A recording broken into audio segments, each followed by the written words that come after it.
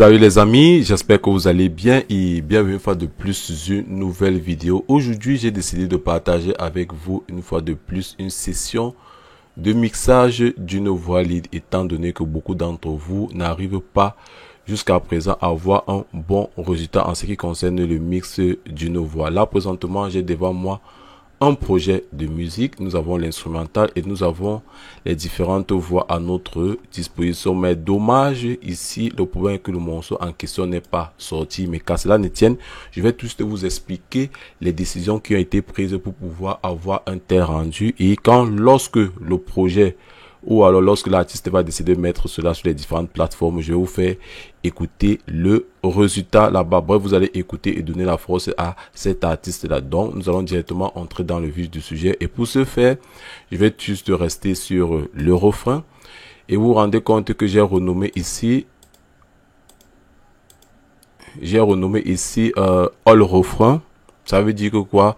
Nous avons toutes ces pistes de voix que vous voyez ici sont reliées dans ce bus de voix. Et dans ce bus de voix, j'ai directement placé un DSR pour la simple raison que quoi, la sommation de toutes ces voix-là crée un peu beaucoup de similaires. Raison pour laquelle j'ai d'abord anticipé en atténuant légèrement. Ça, c'est la première décision qui ont été prises dans ce projet. La seconde des choses maintenant, j'ai décidé de mettre cela, de générer un peu, de donner un peu plus de saturation, un peu plus de grain avec le NLS bus. Ça, c'est l'une des choses à prendre en compte. Mais qu'à cela ne tienne, je ne vais pas vous mentir qu'il y a beaucoup de choses qui ont été faites avant que je ne vous présente, notamment la prise de voix qui a été bien réalisée. C'est très important que je revienne dessus. Il y a également le traitement, les ajustements de la voix, le placement de la voix également qui est très important. Ça, c'est une partie que je suis juste en train de vous montrer. Après cela,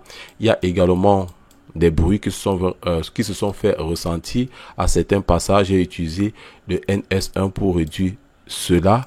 Après a suivi ici une compression, mais une compression en mode parallèle. Je suis vraiment allé avec un ratio de 8:1. Généralement, je m'en vais avec un ratio de 10:1. Mais pour cette session, je suis resté avec un ratio de 8:1.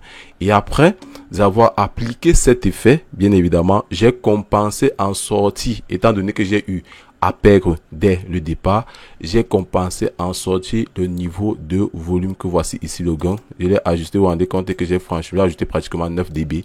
Dès que j'ai eu à faire cela, je suis venu ici, j'ai réglé à 50%. En fait, la compression parallèle ici est de gérer vraiment les niveaux les plus bas. Lorsque je fais la compression parallèle, c'est pour gérer les niveaux les plus bas, pour éviter cette perte d'énergie sur certains passages de notre morceau.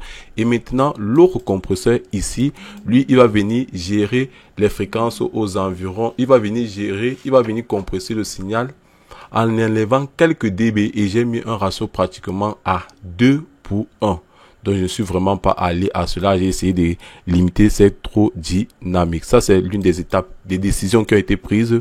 Maintenant, j'ai utilisé un EQ à caractère, bref, une intelligence artificielle qui va me gérer, entre guillemets, la note, la fondamentale de la voix en question, qui va essayer de bouger de part et d'autre.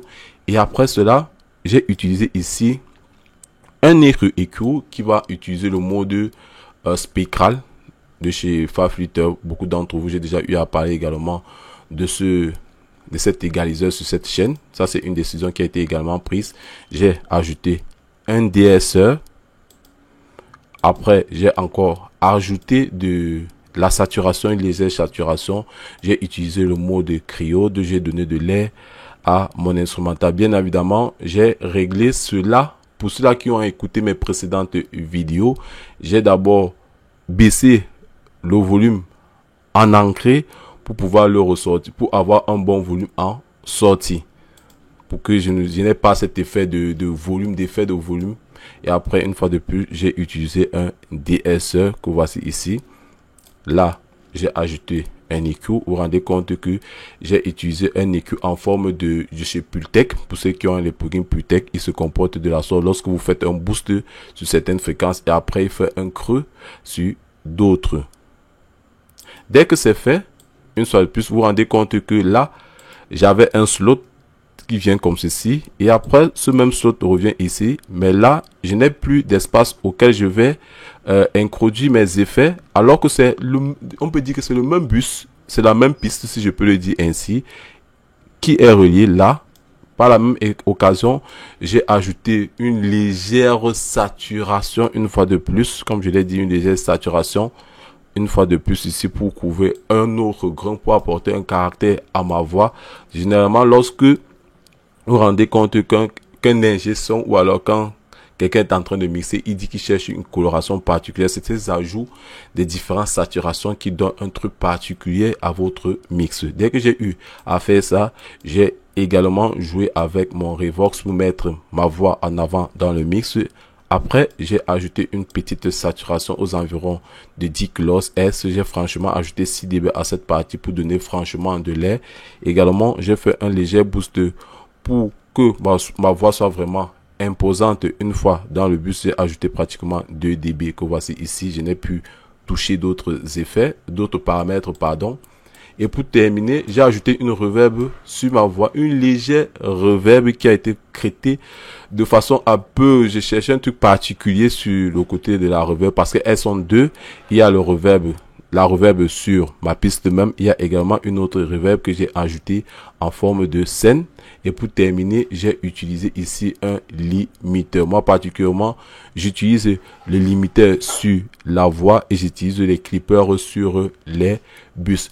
Bref les gars, voilà le rendu voilà une suite de décisions qui ont été prises pour avoir un bon résultat dans ce mixage de cette voix-là. Je ne peux pas vous faire écouter le projet, mais qu'à cela ne tienne, je vais vous expliquer pourquoi est-ce que j'ai décidé de prendre telle décision. Bref, si vous avez aimé cette vidéo les gars et que vous voulez que je mixe vos projets de musique, faites-moi part dans l'espace commentaire. Sur cela, portez-vous bien. Je vous invite une fois de plus à vous abonner, à partager, à commenter, à liker, surtout activer la cloche de notification pour ne rater aucune de nos prochaines vidéos. Sur cela, portez-vous bien. Ciao, kiss.